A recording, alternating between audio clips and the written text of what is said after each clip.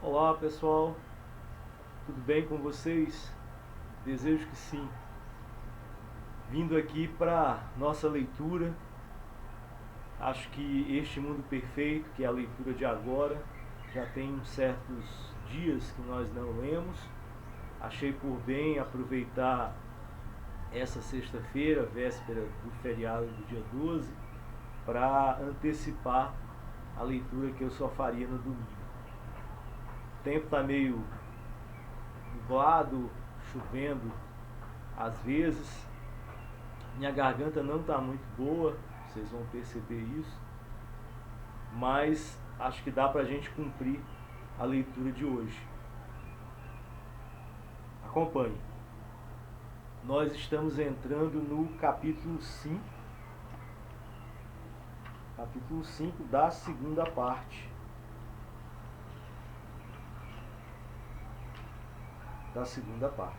Vivendo. Muito bem. Só para lembrar, né?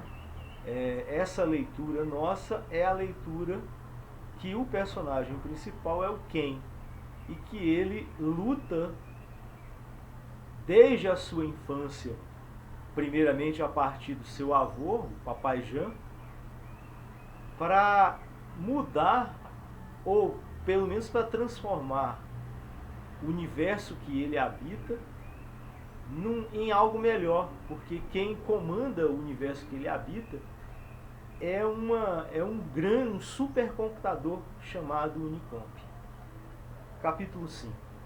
Noite após noite, ele comia às pressas, mas não demais. Depois tomava o monotrilho até o Museu do Progresso da Família e estudava seu labirinto de mapas iluminados da altura do teto, só saindo quando fechavam as portas, às 10. Hora da televisão. Uma noite foi lá depois do último carrilhão, uma caminhada de 1h30, mas descobriu que os mapas eram ilegíveis à luz da lanterna. As marcações se perdiam nos reflexos e hesitou em acender as lâmpadas internas que, ligadas como pareciam estar a iluminação do saguão inteiro, poderiam causar um excesso de corrente elétrica na força capaz de alertar um. Um domingo, ele levou Maria Cacá ao museu, mandou-a olhar o mostruário do universo do futuro e examinou os mapas durante 3 horas a fio. Não descobriu nada, nenhuma ilha sem sua cidade ou instalação industrial, nenhum cimo de montanha que não servisse de observatório espacial ou centro de climatonomia, nenhum quilômetro quadrado de terra ou de área oceânica, para ser mais exato, que não estivesse minerado, ceifado ou usado para fábricas, casas, aeroportos ou parques de estacionamento pelos 8 bilhões de membros da família. O dístico dourado suspenso à entrada do setor de mapas, a terra é o nosso patrimônio, usemo-la sabiamente, sem desperdício. Parecia exprimir a verdade a tal ponto que não restava espaço nem mesmo para a menor comunidade que não fizesse parte da família. Leopardo morreu e Pardal cantou. Rei permaneceu sentado em silêncio, mexendo no mecanismo de um aparelho da Pré-U, e Floco de Neve queria mais sexo. Nada, comunicou Ken a Lilás. Absolutamente nada. No começo deve ter havido centenas de colônias pequenas. Uma delas deve ter sobrevivido. Então há meia dúzia de membros em alguma caverna por aí? Disse ele. Por favor, continue procurando. Não pode ser que você tenha verificado todas as ilhas. Nós estamos aqui tendo, né, uma visão da perspectiva deles em relação ao mundo. Né? Ele, Ken e Lilás querem descobrir de algum modo, nos mapas que eles encontraram no Museu Pré-U, alguma informação de que tipos de comunidades, de que tipos de habitações existiam antes do Unicomp ter estatuído, ter posto essa frase, né? Essa frase que eu li aqui: a terra é o nosso patrimônio, usemo-la sabiamente, sem desperdício. Então, o que existia antes do Unicomp por isso como uma regra, como uma norma a ser seguida pelo mundo, para que o mundo não se destruísse? E esse procurar, né, parece que fica indicando para eles que não existia nada, mas a Lilás chama a atenção: não deve existir alguma coisa, mesmo que pequena, mesmo que seja alguma comunidade ainda sobrevivendo a tudo isso.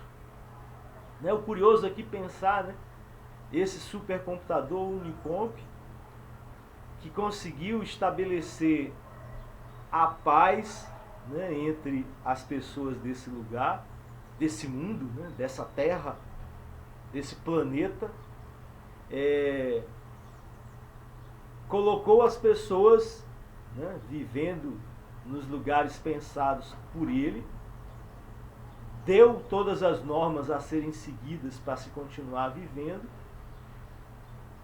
medicou as pessoas do modo que ela acredita ser necessário para se viver até os 62 anos, e cada pessoa segue a vida sendo aquilo que é escolhido por ele desde o seu nascimento até a sua morte aos 62 anos. E aí essa perspectiva da Lilás e do Ken é de não se satisfazer somente com isso, né? Querer saber um pouco mais, mesmo que isso seja proibido e rechaçado tanto pelas pessoas que vivem ali próximo a eles, mas principalmente pelo Unicomp, né? Tanto que vocês viram, né?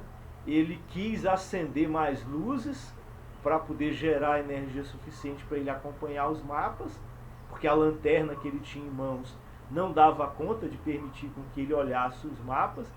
Mas ele lembrou, né? Se eu ativar mais luzes, eu vou gerar um consumo de carga elétrica suficiente para alertar o Unicomp que algo está acontecendo num horário que não é para acontecer nada, não ter luzes acesas. E aí ele refreia, ele para e deixa para fazer a leitura do mapa pela manhã. Bom, pensou naquilo, no escuro, dentro do carro do século XX, sentado com a mão no volante, acionando os vários botões e alavancas, e quanto mais pensava, menos lhe parecia provável que houvesse alguma cidade ou mesmo colônia de incuráveis. Supondo-se que uma área abandonada tivesse passado desperdiçada ao examinar os mapas, como poderia existir uma comunidade desse tipo sem que Uni soubesse? As pessoas imprimem sua marca no meio ambiente. 1000 pessoas até 100 provocariam a elevação de temperatura de uma região, sujando os cursos d'água com seus detritos e talvez o ar com fogueiras primitivas. Tanto a terra como o mar, num raio de quilômetros de distância, ficariam afetados pela sua presença numa série de maneiras perceptíveis. Portanto, há muito tempo que Uni teria tomado conhecimento da existência da hipotética cidade. E então teria feito o quê? Despachado médicos, conselheiros e aparelhos portáteis de tratamento, curando os incuráveis e transformando-os em membros sadios? A menos, naturalmente, que se defendessem, seus antepassados tinham fugido da família logo após a unificação, quando os tratamentos eram facultativos, ou mais tarde, quando ficaram compulsórios, muito embora sem ter ainda a eficácia atual. Sem dúvida, alguns daqueles incuráveis deviam ter defendido seus refúgios à força com armas letais.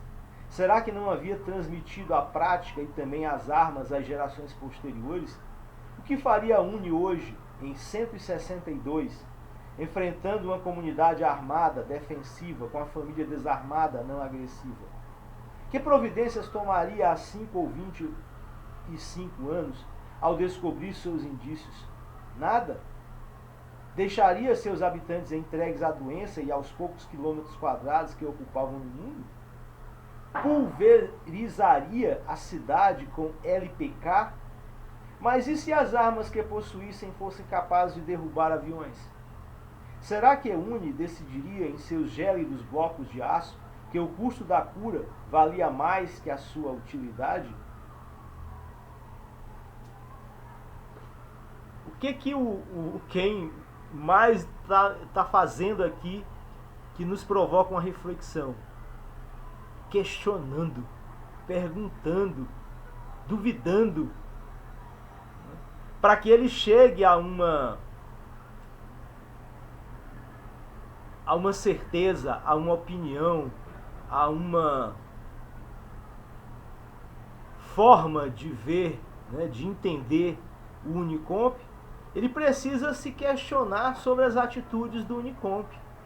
Afinal de contas, para eles que estão ali colocados há 162 anos num sistema que diz que tudo que a supermáquina faz e pensa é o ideal para que se continue vivendo, vai ser colocado em xeque, vai ser duvidado por esse grupo que está ali unido, né? O Ken, a Pardal, o Rey, a Lilás, o Leopardo não mais porque faleceu, né? Vai ser questionado, vai ser posto em xeque. Mas para isso é preciso questionar-se, né? E aí, mais uma vez, a nossa leitura de hoje nos remete a isso que vira e mexe, hora ou outra, leitura a leitura, eu tenho proposto a vocês, né? Nós nos questionarmos, nós nos provocarmos com perguntas sobre os caminhos, sobre a ordem, sobre como nós encaramos o mundo, né? Então, fazer perguntas é algo extremamente necessário a cada momento da nossa vida. Fiquemos com essa provocação, né? Essa provocação de nos questionarmos. Talvez vocês estejam aqui olhando essa florzinha, né? Se não olharam até agora, olhem. É uma segunda Amaryllis, né? A primeira era aquela lá, né? Que já murchou as flores. Agora aparecem os bulbos, né? Que em cada bulbo tem 50, 60 filetes de flores extremamente delicados que podem vir a ser uma nova planta.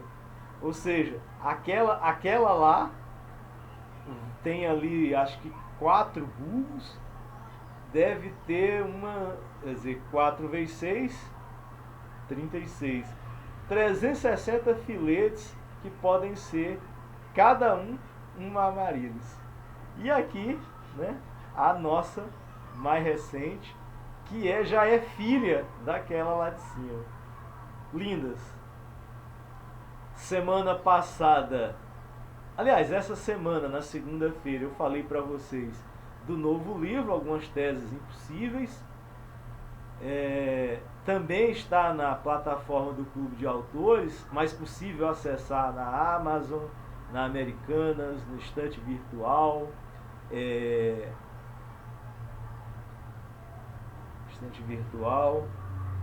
acho que mais 2 ou 3 outras plataformas que agora, Submarino, me escapam à memória. Vocês podem lá ler a degustação, verem, né, o novo esquema de Algumas Teses Impossíveis, um pouco semelhante com os Astros, mas diria um pouco mais impulsivo, talvez, na visão de alguns. Mas é a minha forma de fazer o que o Ken está fazendo aqui, né? Questionando, perguntando. Isso é muito importante. Pessoas Livros, um grande abraço. Acompanhem as leituras. Se gostaram, por favor, me deem um like. Preciso sobreviver nesse universo do nosso Unicomp. Grande abraço, pessoal. Bom feriado. Tchau.